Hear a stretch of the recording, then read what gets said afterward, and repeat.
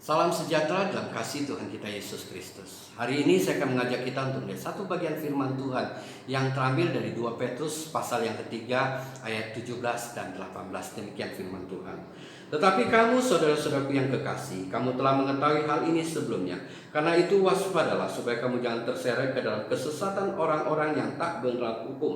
Dan jangan kehilangan peganganmu yang teguh. Tetapi bertumbuhlah dalam kasih karunia dan dalam pengenalan akan Tuhan dan Juru Selamat kita Yesus Kristus. Baginya lah kemuliaan sekarang dan sampai selama-lamanya. Firman Tuhan dalam kesempatan ini mengajak kita untuk bertumbuh di dalam iman dan kerohanian kita, bertumbuh di dalam Kristus. Dan ini penting, karena firman Tuhan katakan waspadalah tatkala engkau tidak bertumbuh di dalamnya. Bukan hanya sekedar tidak bertumbuh di dalam hidupmu, tetapi yang paling bahaya adalah bisa terjadi ketersesatan dalam hidup kita secara rohani, di dalam iman kita, jikalau kita tidak bertumbuh di dalam iman dan kerohanian kita. Dan firman Tuhan menyatakan untuk kita bertumbuh di dalamnya, yang pertama adalah kita harus berpegang teguh terhadap pegangan yang teguh. Pegangan teguh itu apa? Yaitu pegangan teguh kita kepada Kristus. Kita berpegang teguh kepada Kristus yang kita imani sebagai Tuhan dan Juru Selamat kita. Kita berpegangan teguh terhadap firman-Nya yang telah menumbuhkan iman dalam hidup kita. Kita harus berpegangan teguh terhadapnya. Jikalau kita tidak berpegangan teguh terhadap hal ini, maka yang paling berbahaya adalah dalam hidup kita yang tidak bertumbuh itu bisa terjadi kesesatan. Dan lebih jauh lagi firman Tuhan mengajak kita untuk bertumbuh di dalam kasih karunia. Itu yang kita dapatkan di dalam ayat ke-18. Firman Tuhan menyuruh kita untuk bertumbuh di dalam kasih karunia. Apa itu kasih karunia? Di dalam kata kasih karunia ini kita dapatkan juga anugerah Tuhan di dalam perjanjian baru yang mempunyai pengertian yang sama. Dan di dalam perjanjian lama kita dapatkan istilah kasih karunia ini dengan kasih setia Tuhan atau kesetiaan Tuhan. Apa itu kasih karunia Tuhan? Kasih karunia Tuhan adalah satu pemberian dari Tuhan karena kasihnya kepada kita. Pemberian Tuhan oleh karena kasihnya, karena Dia adalah kasih. Satu pemberian yang terbaik yang Tuhan berikan kepada kita bukan karena kita baik, bukan karena kebaikan kita. Satu pemberian daripada Tuhan yang diberikan bukan karena kesalehan kita. Satu pemberian dari Tuhan yang terbaik untuk kita bukan karena kita sudah berbuat bagi Tuhan, tapi diberikan kepada kita karena kasih-Nya yang besar kepada kita. Dan anugerah Tuhan atau kasih karunia Tuhan yang terbesar itu adalah di mana Dia memberikan anaknya Yesus Kristus datang ke dalam dunia ini, menderita bahkan mati bagi kita. Inilah kasih karunia yang terbesar yang Tuhan berikan pada kita. Kasih karunia-Nya, anugerah-Nya yang terbaik, yang terbesar yang diberikan oleh Tuhan kepada kita. Yang di dalamnya melalui penderitaan, melalui kematian-Nya, hutang dosa kita dihapuskan. Kitalah yang seharusnya mengalami penderitaan itu. Kita yang harus mengalami kematian itu di dalam kematian yang kekal, dalam penderitaan yang kekal. Tetapi oleh karena kasih-Nya, Dia rela menderita, Dia rela mati bagi kita, supaya kita boleh memperoleh keselamatan kekal. Karena dosa kita sudah dihapus melalui pengorbanannya di atas kayu salib. Inilah kasih karunia Tuhan. Kasih karunia Tuhan yang diberikan kepada kita bahkan tatkala kita sedang di dalam posisi berdosa. Kita adalah pendurhaka yang seharusnya dihukum, tetapi karena kasih-Nya Dia rela mati untuk menggantikan kita, supaya kita boleh memperoleh keselamatan, supaya kita boleh memperoleh yang terbaik melalui Dia. Dan lebih lanjut lagi kita harus lihat apa itu kasih karunia Tuhan. Seringkali orang menganggap kasih karunia Tuhan adalah sesuatu yang besar, sesuatu yang bersifat rohani, sesuatu yang akan kita dapat di dalam kehidupan yang kekal. Tapi sadarkah kita bahwa kasih karunia Tuhan adalah sesuatu yang praktis yang Tuhan berikan dalam kehidupan kita kini sampai selama-lamanya? Satu kasih karunia yang tak terukur, yang tidak terselami, yang luar biasa dalam dan tinggi. Kasih Tuhan yang luar biasa yang kita alami dalam kehidupan kita. Dari hal yang kecil bahkan yang paling besar yang kita anggap paling besar yang diberikan kepada kita, yang terbaik bagi kita, itu kasih karunia Tuhan. Bagaimana kita bertumbuh di dalamnya adalah bagaimana kita belajar di dalam iman kita, melihat kasih karunia Tuhan, merasakan kasih karunia Tuhan, menikmati kasih karunia Tuhan, dan di dalamnya kita mulai bertumbuh. Seringkali orang tidak menyadari kasih karunia Tuhan ini. Mereka menganggap apa yang mereka dapatkan itu karena mereka hebat, karena mereka pintar, karena mereka berusaha. Mereka tidak melihat bahwa semua yang mereka dapatkan itu adalah semata-mata kasih karunia Tuhan. Dengan demikian membuat dia bertambah hari, bertambah syukur dan kasihnya kepada Tuhan. Melihat kasih karunia Tuhan yang begitu luar biasa dalam hidupnya. Dari hal yang paling kecil bahkan sampai hal yang paling besar yang dia rasakan di dalam hidupnya.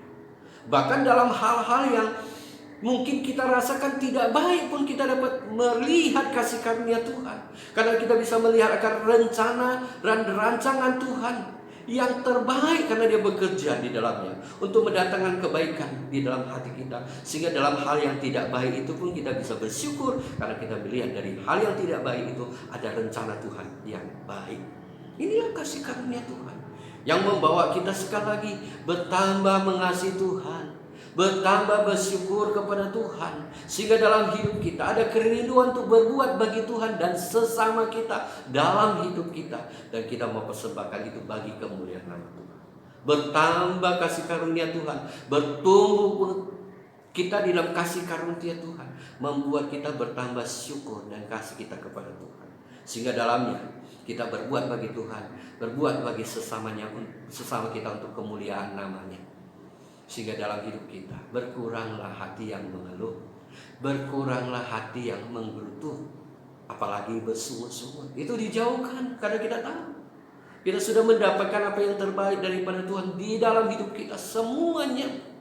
Sehingga rasa syukur itu membuat kita berbuat sesuatu yang terbaik bagi Tuhan. Oleh karena dasar kasih, oleh karena rasa syukur kita, dan kita lakukan itu untuk kemuliaan namanya. Dan kemudian kita juga menyadari bahwa kasih karunia Tuhan itu pun diberikan tak kala kita di dalam dosa, bahkan tak kala kita berbuat dosa.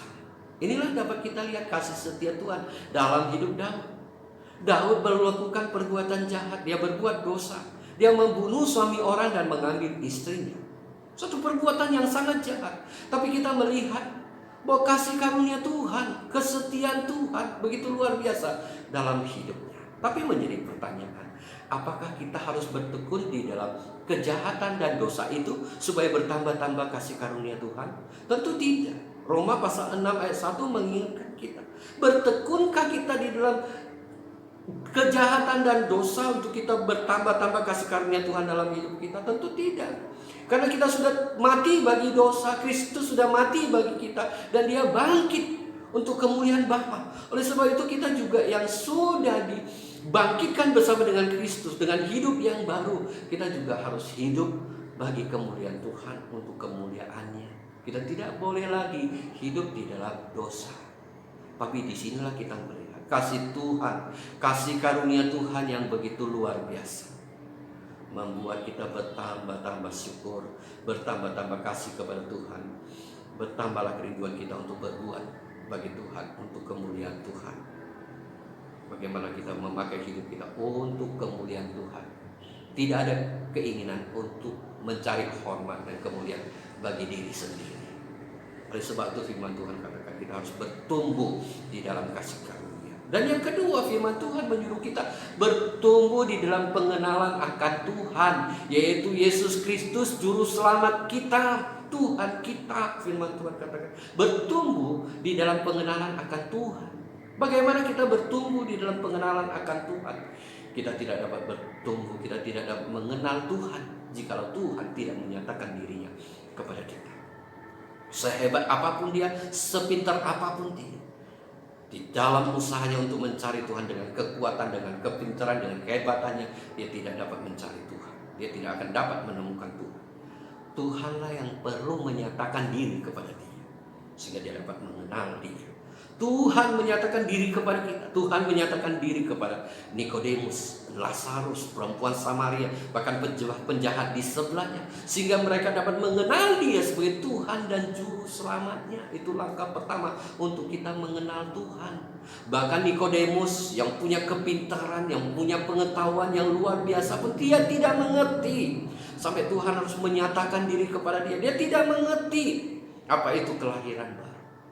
Setelah kita mengenal Dia, oleh karena Dia menyatakan diri kepada kita, kita baru bisa meresponnya dengan percaya kepada Dia. Dan tak kala kita percaya dengan sungguh kepada Dia, terjadi kelahiran baru dalam hidup kita. Sehingga melalui dasar itulah kita boleh semakin mengenal Dia. Itu pertama. Dan yang kedua, bagaimana kita bisa mengenal Tuhan? Tidak ada cara yang instan. Kita harus membaca, merenungkan firman-Nya. Itu surat cintanya kepada kita. Firman Tuhan, Alkitab. Tidak ada cara yang instan, tidak ada cara yang lain untuk kita mengenal Dia semakin dalam. Melalui firman Tuhan. Bagaimana kita belajar firman Tuhan, merenungkan firman Tuhan dalam hidup kita. Gereja menyediakan sarana-sarana itu. Melalui kebaktian, melalui persekutuan, melalui komsel, melalui doa pagi kita renungkan firman Tuhan. Bagaimana di situ kita semakin mengenal Dia, semakin teguh iman kita, semakin sungguh kita percaya kepada Dia. Itu yang selanjutnya. Dan selanjutnya, bagaimana kita mengenal Dia? Yaitu melalui persekutuan yang semakin erat dengan Tuhan. Melalui doa pagi, doa yang kita panjatkan dengan Dia, persekutuan dengan Dia di dalam ibadah dan sebagainya. Ada persekutuan yang erat dengan Dia, tetapi harus diingat, persekutuan untuk kita semakin mengenal Dia bukan seberapa banyak kita bicara dengan Dia. Seringkali kita menganggap ada persekutuan dengan Dia adalah kita terus bicara, kita terus ngomong. Kita pun harus bagaimana berdiam di hadapannya, belajar peka. Kita berdiam di hadapannya, belajar peka dengan suaranya. Gak perlu nunggu bagaimana Dia ngomong, hai ini loh aku. Gak perlu. Tetapi bagaimana kita belajar peka suaranya melalui firman Tuhan yang kita baca, melalui apa yang Dia karyakan dalam hidup kita. Kita belajar mengenal Dia, mendengar suaranya, mengenal pimpinannya. Begitulah kita bertumbuh di dalam pengenalan akan Tuhan, sehingga kita semakin kuat di dalam Dia, berakar, bertumbuh, bahkan bisa berbuah di dalam Dia. Begitulah kita bertumbuh di dalam Kristus. Kita harus berpegang teguh kepada pegangan yang teguh, yaitu Yesus Kristus melalui firman-Nya. Dan bagaimana kita mau bertumbuh di dalam kasih karunia-Nya.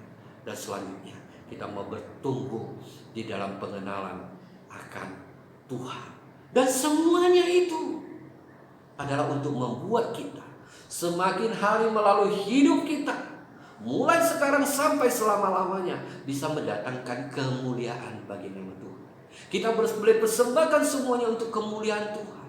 Itulah yang menjadi tujuan bagaimana kita bertumbuh. Jadi kita bertumbuh yang terutama bukan bagaimana kita mengerti Alkitab, kita mengerti firman Tuhan secara luar biasa, walaupun itu penting, tapi bukan itu yang terutama. Kalau itu yang menjadi patokan kita, khawatirnya kita bisa menjadi orang yang sombong rohani. Tetapi yang paling utama adalah yang bisa kita lihat orang yang benar-benar bertumbuh di dalam Kristus adalah bagaimana hidupnya boleh mendatangkan kemuliaan bagi nama Tuhan dan boleh menjadi berkat bagi banyak orang.